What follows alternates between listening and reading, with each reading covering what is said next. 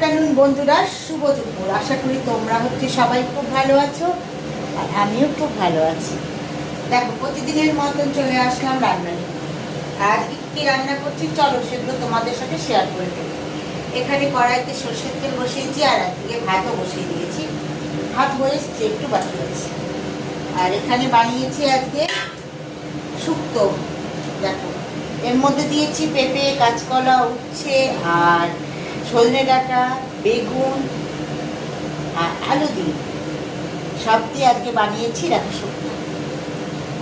তাই বড়ি টড়ি আমি ইচ্ছে করেই দিইনি বন্ধুরা, যেহেতু পেশেন্ট পার্টি খাবে। হ্যাঁ, এই জন্য বেশি কত তোমার মুখরোচক শুক্তো বানাই। নর্মাল যতটুকু দরকার শুক্তো খাওয়ার প্রয়োজন ততটুকুই বানিয়েছি।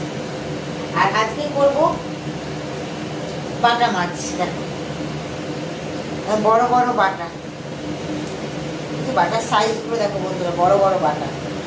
আর ছোট ছেলে বাটা মাছ খায় না, ওর জন্য করবো। দেখো, এক পিস কাতলা মাছ নিয়ে বার করে নিয়েছি পিস থেকে, ওর জন্য করবো কাতলা মাছ।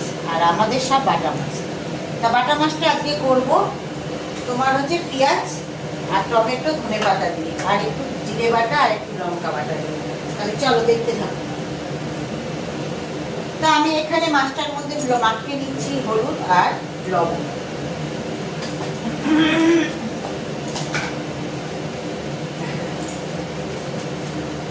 এদিকে আমার তেলটাও গরম হয়ে গেছে, ধোঁয়া বেরিয়ে গেছে বন্ধুরা তেলে থেকে।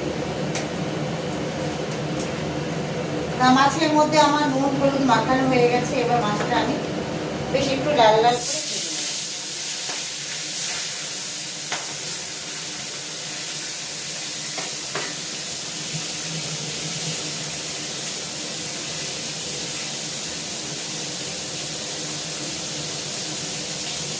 অনেকের হয়তো রান্না হয়ে গেছে, আজকে আমার একটু দেরি হয়ে গেছে। কেন বলতো, কালকে ডাক্তার দেখছি অনেক আস্তে আস্তে রাত হয়ে গেছিল।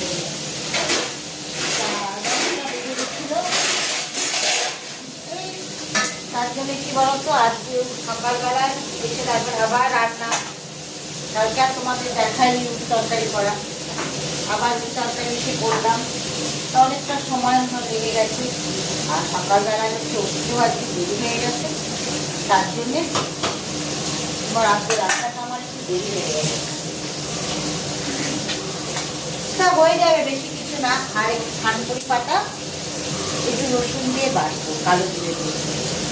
তাহলে আজকে চলো মাছটা তোমাদের দেখা দেখো কীভাবে রান্না করবো, তাহলে দেখতে থাকো।